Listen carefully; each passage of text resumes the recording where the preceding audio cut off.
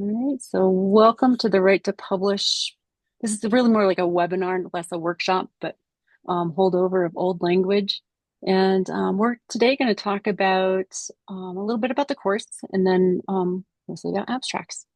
So I have some announcements, talk about the weekly assignment if that's something that you're doing, talk about types of abstracts so that you can get a sense of what might be most common in your field, or even if you're writing for things that you typically don't write for, that you might try out different types of abstracts. Talk about the characteristics of abstracts. We'll go through a sample abstract, and then we have some general tips, and that's where we get to the kind of the sentence level and looking at, for example, subjects and verbs in sentences and how they get put together. All right, so just a little bit about the course. Um, if you haven't gotten the link to the Google course, just let me know if that's something that you want. It's listed on the syllabus as well, the Google course access, and then there's a code there. So please just let me know if that's something that you still need. And that is the wrong front. Let me see if I have something else. There we go. Okay, so this is actually the one for this semester. So this week we're doing abstracts. Next week we're talking about literature review, and it will also be in this kind of big picture general way. And notice then on the 24th, we have a guest speaker, Colita Thomas, who's coming in, and she's going to talk about open access, ORCID. She'll probably cover a little bit about copyright too. So just know that that'll be a good talk for you to attend if you have curiosities about particularly publishing open access and how to set that up. The course itself, again, this is our Google based CSU Rights to Publish course. And if you're doing that course track, the assignment for this week is pretty simple in many ways. It's just, again, we're looking at about half an hour of work for this for you to be able to do the homework assignment. The journal article that you're writing is going to be more than that, more time than that. But just list between 5 and 10 suitable journals for your manuscript, right? So you want to be thinking about what journals is your work most in common with? Who is reading what? I look at who it is that I'm citing and who it is that I have as part of my literature review. And then I generally go to those journals, right? There's a way for you to be able to find multiple journals that you might be interested in submitting to. Although some of you may be on a project where your PI has a very clear sense of like, this is our top journal, this is 1, 2, 3. And so then just go with what your PI tells you. But what is it that you've got as your suitable journals and options?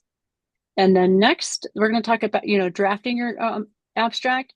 And that I want you to check out those models from those suitable journals. What do they look like?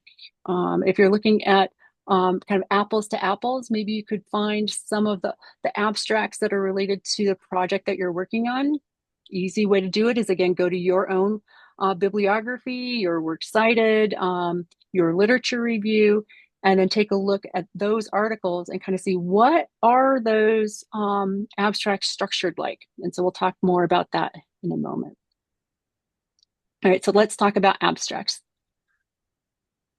This, by the way, is on the Google site, and the reason why we have it here and up front is that these are the things that I'm going to be talking about, are the types of abstracts, and it's all written down for you, so you don't have to be scrambling and taking notes, just as an FYI. So abstract itself, if you look at it etymologically and its background, it comes from Latin rooted words, and it's both an adjective and a noun, which means it has both a quality or a characteristic that it's describing, as well as a thing that it could be. And I just love that about abstract. Sometimes, like writing, it could be a noun, like a thing, but it can also be a verb, like a doing, and it can also be actually like a bigger process, which is like a gerund kind of word.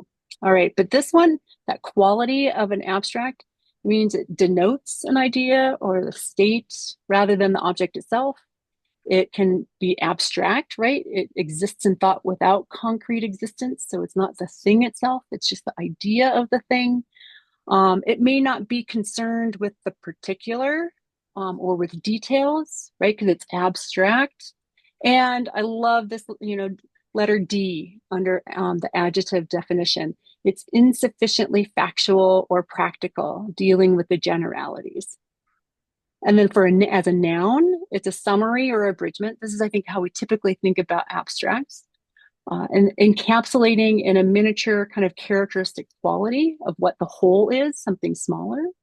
And it does so in a general way.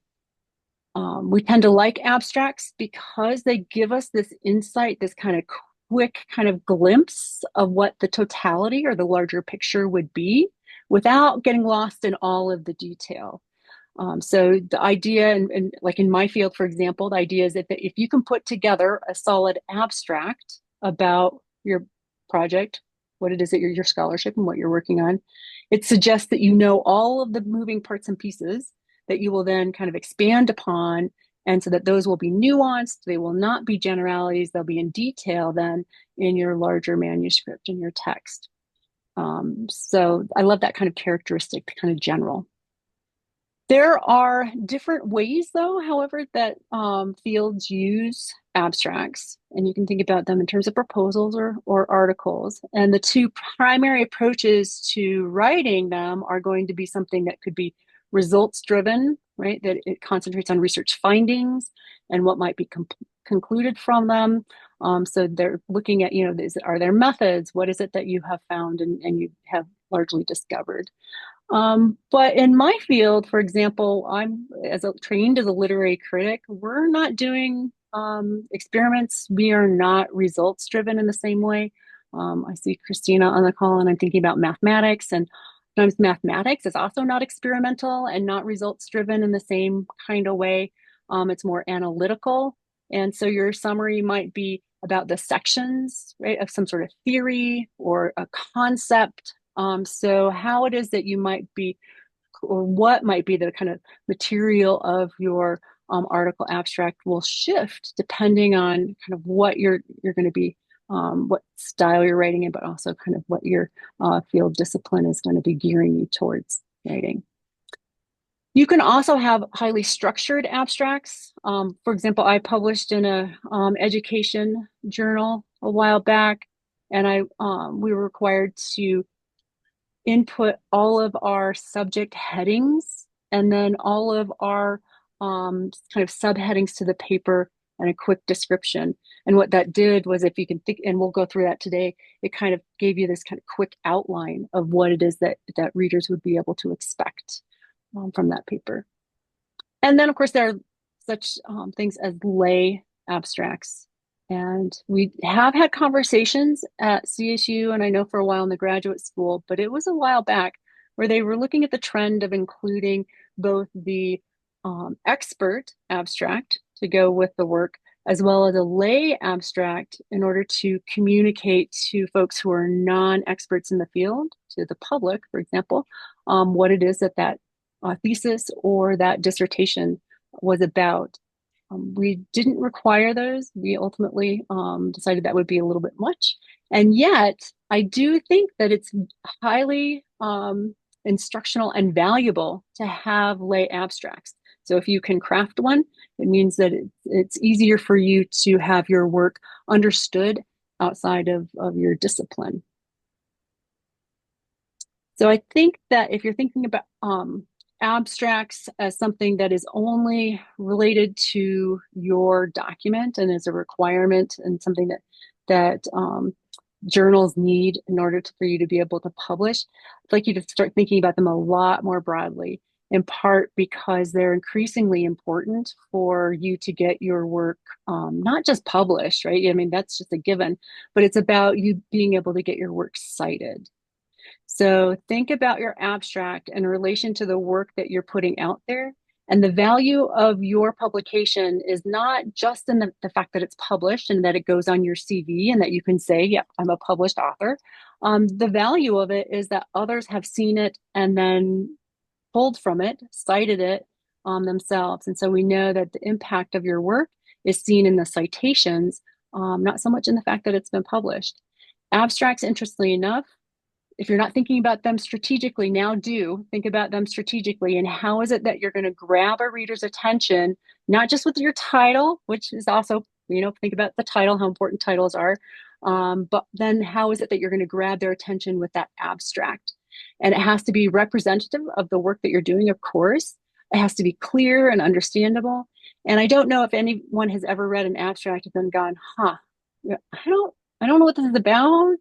But you know, that's a hard paper. That paper's not going to get cited in the same way, right? If somebody reads the same topic, but an abstract that is clear and understandable, and somebody goes, I understand what this paper's about.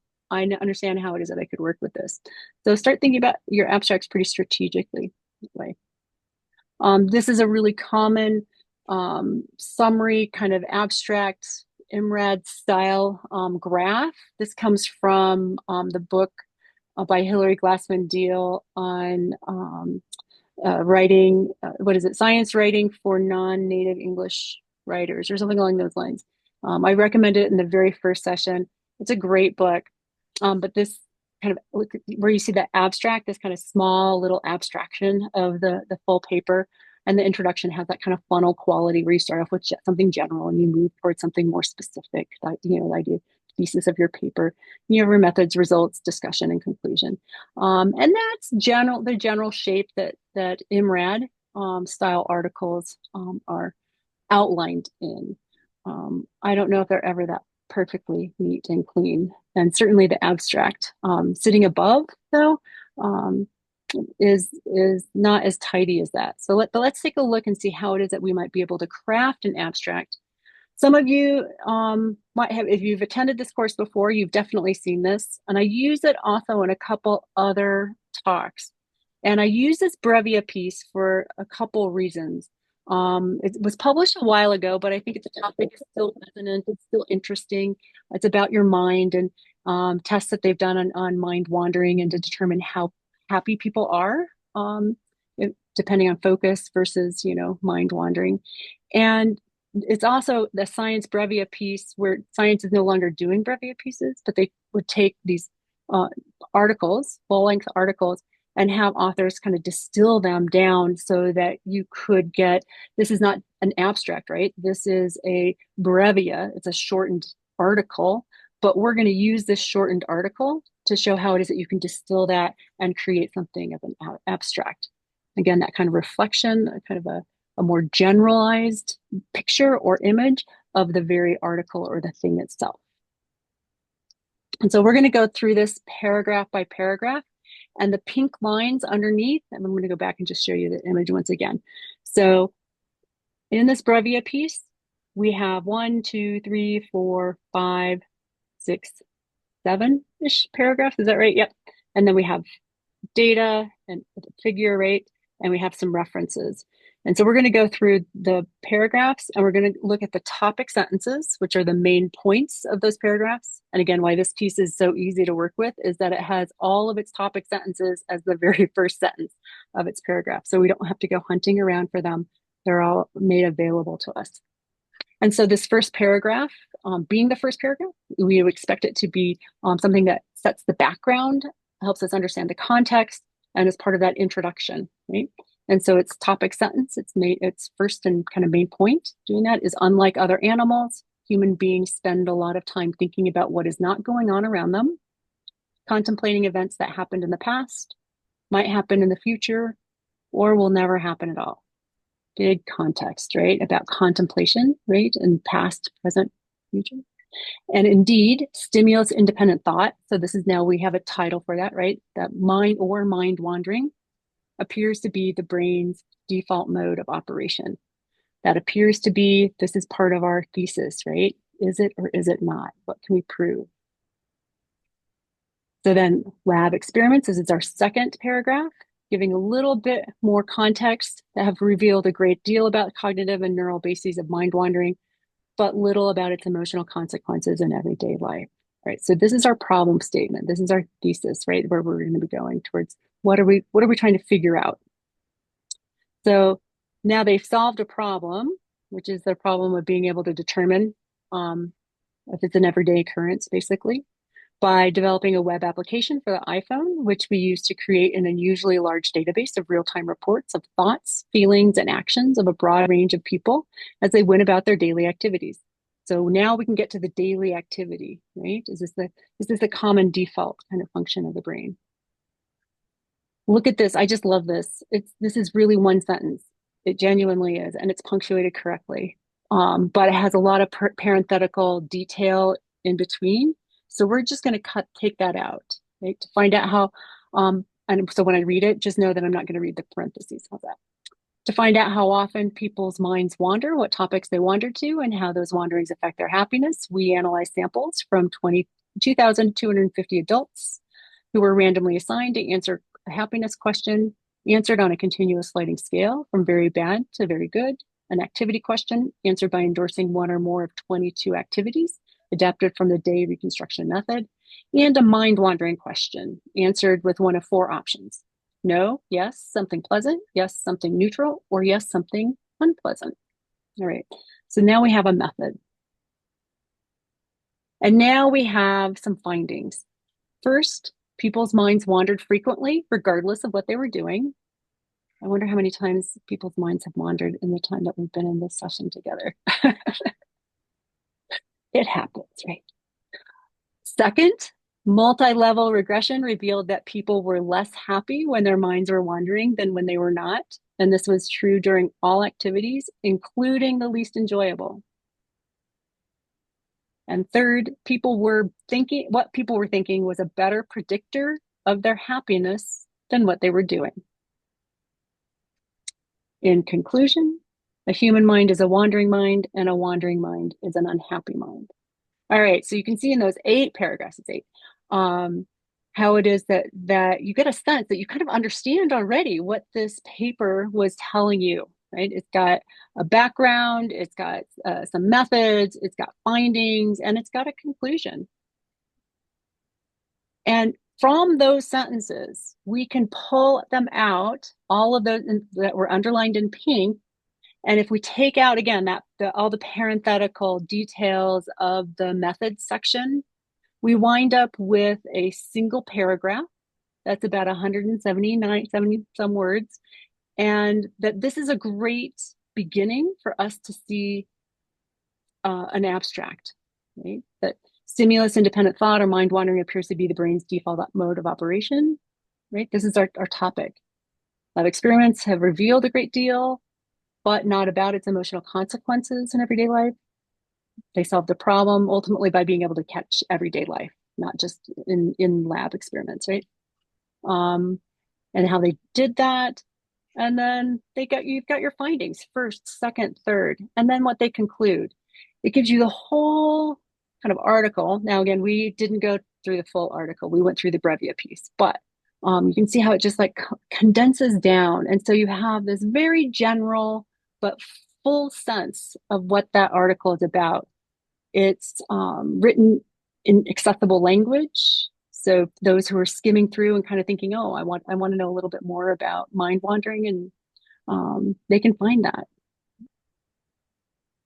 It may be that you would need to take this and cut it down even more. It's possible that the journal that you're submitting to wants to have abstracts that are only 70, 80 words. They'll give you the word count. And so then you're working within their word count. So I would start, however, with something that is full like this, and then see what it is that they're telling you. Oftentimes I get around 150 words-ish, 125 sometimes. Depends on your journal. And note that there can be characteristics of abstracts that could be indicative and describing what is done, this is what happened, right? Or they can be informative, focusing on kind of the main findings in the analysis. Killingsworth and Gilbert one on mind wandering. This one is really describing, it's indicative of what it is that they did in order to be able to find answers. Informative, mainly focusing on findings or the analysis. That's really common again in my field. I'm not doing much other than using theories or concepts to be able to do critical readings, for example, if I'm doing literary criticism. John Swales and Christine Feeks, they have a slim volume that they wrote about how to put together abstracts. They wrote it for graduate students. Super helpful. And they talk about how in some very complex papers or those that are very theoretical, as in mathematics, it may be impossible to report findings. and for those that you would expect them to be more informative. Word choice and abstracts. It's, you're going to spend a lot of time, I think, mulling over what are the best words. You want to make sure that any key terms and searchable terms, for example, they're consistent with the article or proposal. You may want to look and see, again, going to the articles that your piece is going to be most in connection with and conversation with, to make sure that you have those key terms then. Some of it will just be natural. It'll be so easy to know that you're having a conversation with those folks.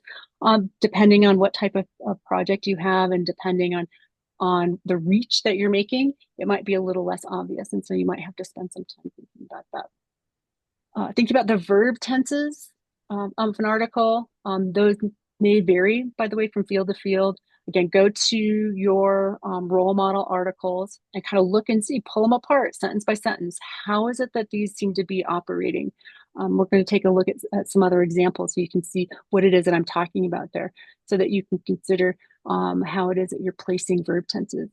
But then the reason why I mention it is that verb tenses are a way for us to not just tenses, but the verbs themselves are a way for us to be able to identify the story that's being told in an abstract. And if you have a lot of is or was or were, have or get, these are kind of common words for us to use when we're describing what something is, or we're doing definitions, but they don't really tell us a story about what it is that the article is telling us, right? It's not the story that you're telling about your research project or the story that you're telling about your analysis. And what happens then if you're using a lot of those is, was, were, those forms of be verbs, they wind up being pretty flat. And so what you want to do is you want to create a story, quick story on the page in 150-ish words. Just a little quick aside, by the way, about lay abstracts, because those would seem to be something that could tell even a quicker story. Just note that they can and they do, but they can also be great practice for you being able to tell the story of your own writing. And if you are in a medical field, just know that they are really important, increasingly important. And if you can think about why, we want to know medicine. People are looking up those papers all the time and they want to be able to read them, even if they're non-experts. So, all right. So we're going to take a look at all of this, which seems like a lot of text on the page, but we're going to use some colors and some highlights, and I'm going to take you through it so that it's a little less dense. But I love this article. It was done looking at largely work by Norwegian scientists. So they kind of narrowed their field of what it is that they were going to look at. And they wanted to see if self-citation pays. So there is a little bit of an experiment here. They're just looking and kind of doing an assessment. So they have a fair amount of data that they're working through. And so let's see what it is that they say. And again, we're going to kind of take this part, and I'll just read it sentence by sentence. Self-citations, those where authors cite their own works, account for a significant portion of all citations. These self-references may result from the cumulative nature of individual research, the need for personal gratification, or the value of self-citation as a rhetorical and tactical tool in the struggle for visibility and scientific authority. So it's questionable, right? On whether do you cite yourself or do you not? Depends on the ethics of your field. And for some of you, you will ask, your advisor, your PI, and they'll be like, "Oh yeah, we don't do that in our field." In others, they'll be like, "Yeah, you cite yourself." In my field, you can cite yourself, and so yeah, you can get some more visibility that way. However, the question is like, is it? What's the value of it? All right, so in this article, we examine the incentives that underlie self-citation by studying how authors' references to their own works affect the citations they receive from others.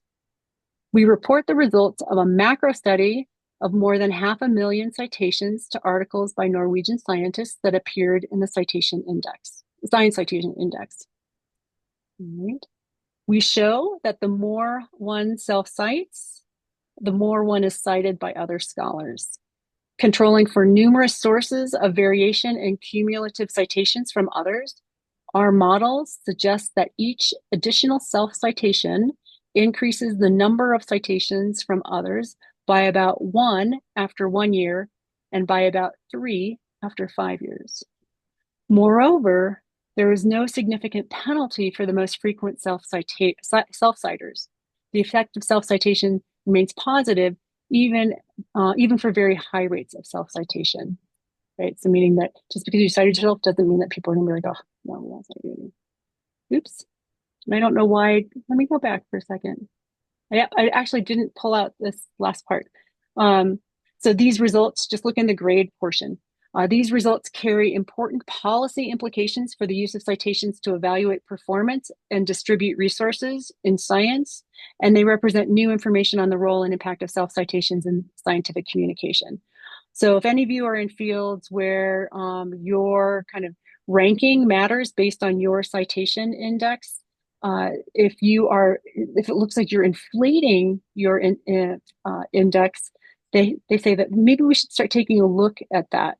It's quite possible, though, that I know a lot of fields where they're just looking at the numbers. What are your numbers? What do your numbers say about your work? All right, now we're going to go back through this, but we're going to take a look at what's the story that's being told here. So think about in grammar, subjects and verbs, they make up both a sentence, and you need to have that sentence in order to have a complete thought. If you don't have a sentence, you have a fragment, and usually it's, incomplete, right? So we don't know who is doing what. So that subject, that the noun or a pronoun, and the verb is a verb, but it's also called the predicate, and it can include a verb and an object. And so it's who's doing what, or who is what, or what is what. How's that? So subject, who or what the sentence is about, the verb, that action or the condition of the subject. Object, we're not going to really do anything with, but it's who or what is affected by the verb. All right, so take a look at this. Green are all your subjects, and yellow are the verbs. We're going to go back, and I'm just going to take you through as we go sentence by sentence, but I'm only now going to read out the subjects and the verbs. And so subject, verb. Notice here that we have these dashes, a dash here and a dash here. And so this is a clause that has a subject and a verb in it that's inserted between this main subject and the verb over here for our first sentence. So just know that there are a couple of things that are a little more complicated, but self-citations, right? Account. And then here we have self-citations are a definition, right? Where authors cite, and then self-citation. So self-citations account, self-references may result, we examine, that underlie, we report, that appeared, we show, one is cited, models suggest, self-citation increases, and then penalty, there is no penalty. Effect remains, results carry, and they represent. In this here, what you've taken through is a story that helps us understand what is the context of self-citation, how it is that they did their analysis and what it is that they're able to report to us, and then ultimately what it is that they're finding and means, what their results mean, right? That what they represent in the community. And you can tell all of this by the verbs. It's also, they're much more engaging if you start thinking about like sentences that have is. This is probably the least interesting sentence, right? There is no significant penalty. Is quite, again, not a mover and shaker kind of verb. But if we just take a look at the verbs themselves, cite, account, and we'll do this on the next page too. Cite, account, may result, underlie, examine, underlie, report, appeared, show, is cited, increases, right? Remains, carry, and represent. All of those verbs help us as readers know what it is that was done. And this is a really kind of, it's not a really action-oriented study, ultimately. They're doing a lot of reading. They're counting citations. But the verbs themselves, underlie and report and increases and remains and represent. Those are really helpful for us to be able to see some movement of those ideas and understand what it is that the story is that they're telling. Um, so those verbs, just there's a the logic too that's guided through that. Um, Interesting, the biggest movers of the logic in your writing are going to be your conjunctions, and they're really small words oftentimes. And but and or for, so, yet. Those are kind of super logic drivers. You need to have them connected to things that are connected to verbs and nouns, though. But account and may result and examine and report, show, suggest, is, remains, carry, and represent. If you're not right now thinking about your own writing sentence after sentence in ways that drive a story forward, and which also then kind of pulls the reader along, you can think about it's a weird analogy, but follow me with this, that if your sentences have clear kind of subjects and verbs that drive the story that you're telling, it's a version of having your reader get into that car and just be kind of pulled along. If, however, your verbs aren't really driving the story or telling anything kind of compelling, it's really hard for your readers to grab on and to kind of follow them. Makes it much harder. So just keep that in mind. And again, you can kind of see where they are. There's a regular placement. There's like a nice structure. The subjects and the verbs are simply put together and pretty close. Like we report, we examine, we show. They're pretty neatly put together. All right. It's really helpful, again, thinking about in an abstract. The reason why we want to be talking about this at the sentence level is that the abstract that you're crafting for your paper, you want it to be part of that early thing, that package that the reader is able to kind of grab onto out of a database, because it looks like the key terms are there. It looks like the title is relevant. And when they read through the abstract, they're like, yeah, I'm going to spend some more time with this article. So that's first thing of getting them on board. So again, some tips. You can begin, if you don't already have, like Killingsworth and Gilbert, like a fully written article or thing, to craft up. We pulled out as our abstract. You can craft one from a structured outline. And you can put it together as, even if it's not fully written, as if it were, based on your key points. This is also a great way for you to stop and think about, as you're having to craft an abstract, for you to go back through your article and, is it logical? Does it flow? I've actually gone back and done revisions and arrangements on an article because as I got to the abstract, I realized it's not matching up, right? So it gives me an opportunity to go back and do some additional revision and make sure that they really do work well together and reflect one another. I highly recommend reverse outlining and studying your role model abstracts, papers that are great papers. They have solid abstracts and they're things that you would aspire to write or will be in conversation with. So you can reverse outline those. We'll talk more about reverse outlining in a couple weeks. And then before submitting to your journal or funding agency, wherever it is you're submitting, read a dozen or so abstracts that are related to, again, your field of study, making sure that you can identify what are some of the common patterns, how are they structured, and within that, because if you've gathered a number of those abstracts and you kind of just look at them abstract to abstract to abstract, it gives you a sense of writers' different styles, not just different topics. I think we read so much for information, for content. Just give us the information and kind of let us get it out and then go. But then as you start to structure it, you're like, wait, how do I put that information together so that it's readable and consumable? And you can see the different styles then on how it is that people do it. Individual word choices, verb choices, for example. That's where style starts to show up a lot. Some reminders about craft and research writing, because when we're talking about the process of putting things together in a certain order and arranging things, that is the craft. I know that we now can rely a lot on AI. I suspect that AI is going to make a big difference in how it is that we craft our abstracts in particular. I also, at this moment, want to give you a large warning or just the reminder of warning, warning, Will Robinson. Don't just stick your unpublished work into an LLM or whatever you're using, ChatGPT, Claude AI, and ask it to summarize it for you. You risk then having your work flagged as already pre-published or already out there before you submit it to a journal for publication. So just take really good care on how it is that you are using AI. Currently, CSU does not have a proprietary kind of in-house AI.